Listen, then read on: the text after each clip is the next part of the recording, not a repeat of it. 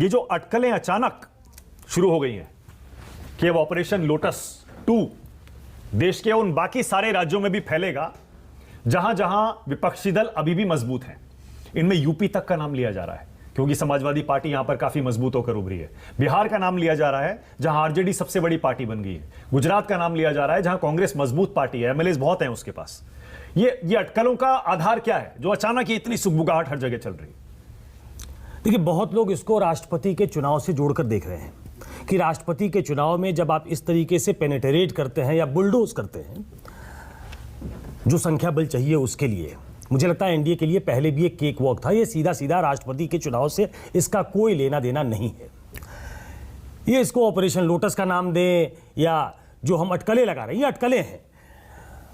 कुछ राज्य सही है, आपने कहा राजस्थान में दूसरा अटेम्प्ट हो सकता है, मैं दूसरा नहीं इसको तीसरा अटेम्प्ट कहूंगा।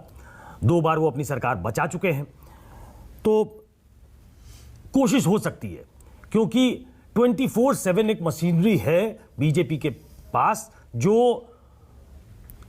जो जो उथल पुथल राजनीति में मची रहे, विपक्ष कहीं सामने खड़ा दिखाई न दे।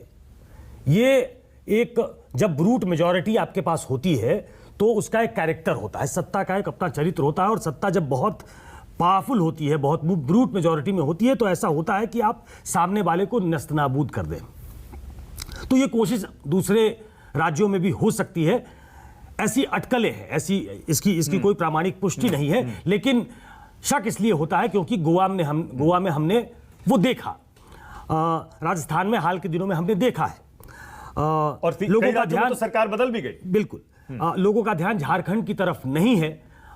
झारखंड में यह कोशिश हो सकती है, जहां जहां टेंटर हुक्स पे सरकारें हैं, जहां आपस में डिफरेंसेस है, जहां कई दलों की सरकार है, वहां तो और भी आसानी से हो सकता है, जैसे कर्नाटक में हुआ था।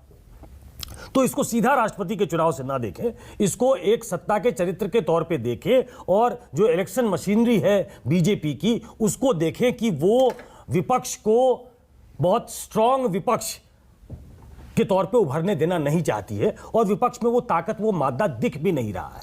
आप देखें, मैं थोड़ा एग्जाम्पल देना चाहता हूं कि इसका सबसे बड़ा प्रमाण क्या है, राष्ट्रपति का चुनाव। राष्ट्रपति के चुनाव आम तौर पे जो सत्ताधारी पार्टी होती है केंद्र में, उसका एक एज होता है। क्या होना चाहिए विपक्ष का रोल, क्या होना चाहिए था विपक्ष का रोल? एक तो चौथे उम्मीदवार के तौर पे यशवंत सिन्हा का चयन हुआ, वो चौथे उम्मीदवार थे जो उनको सबसे ज्यादा बैक कर रही हैं। वो अब कहती हैं कि अगर हमें मालूम होता कि मुर्मू उम्मीदवार होंगी तब शायद हम उम्मीदवार नहीं उतारते। जो बैक कर रही हैं, जिनकी पार्टी में वो थे। शिवसेना आज की तारीख में क्या स्थिति है, हम अपने चैनल पे आप इसके बारे में बता चुके हैं।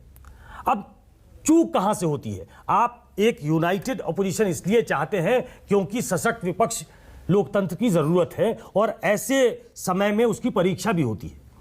अब विपक्ष जो कैलकुलेटेड मिस्टेक्स उसके हैं, आप देख लीजिए नीतीश कुमार को।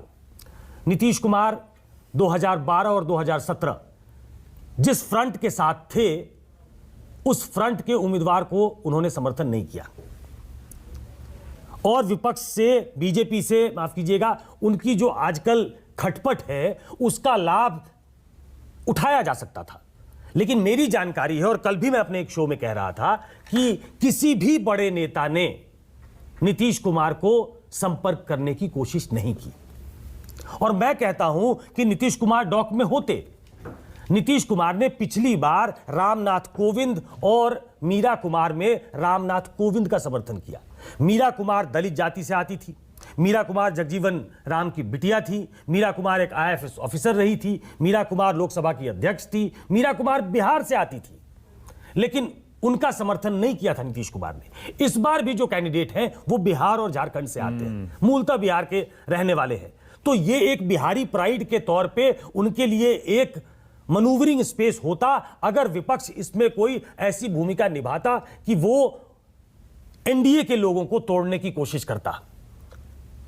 लेकिन you will find them lacking. तो ऐसे में एक ऐसी बीजेपी जिसको मैं नियो बीजेपी कहता हूं, जिसका ये चरित्र है कि वो सामने वाले को ध्वस्त करती है, जिसकी 24/7 मशीनरी है, जिसके प्रवक्ता नलिन कोहली बैठे हैं, वो जवाब देंगे कि वो आपको डीएस्टेबलाइज कर देंगे अगर आप मजबूत नहीं हैं। तो विपक्ष मजबूत नहीं दिखता है, विपक्ष में वो ताकत नहीं दिखती। मैं तो लेकिन नलिन कोहली